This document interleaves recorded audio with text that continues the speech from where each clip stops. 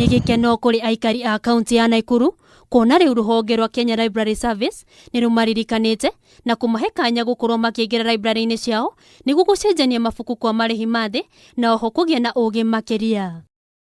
Kũringana na mũrũgamĩrĩri mũnene wa Library-inĩ Purity Mutuko nĩ augĩte atĩ ĩno nĩ ĩmwe ya njĩra ĩrĩa ĩgũteithĩrĩria kũgacĩrithia mũtugo wa gũthomaga kaingĩ gũkũ bũrũri-inĩ. We also felt it was an opportunity to give to the community, at least to get to know the existence of the library and also improve the visibility of the library to the community. Many people rarely come to the library. They think that libraries are there for students or for the scholars or for anybody who is involved in learning or something like that.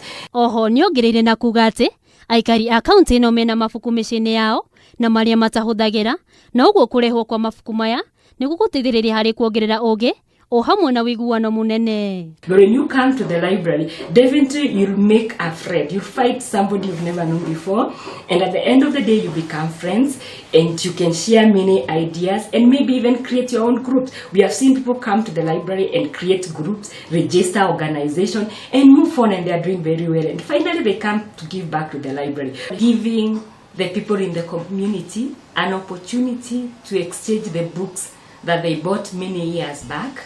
They lend, and they just kept them somewhere in their bookshelves, or some are even in boxes, and they rarely even have time looking at them. Kurehwo kwa mabuku maya nĩguo kũnyihanyihia ngarama ya kũgũra mabuku ta ũrĩa aingĩ ao mamenyerete.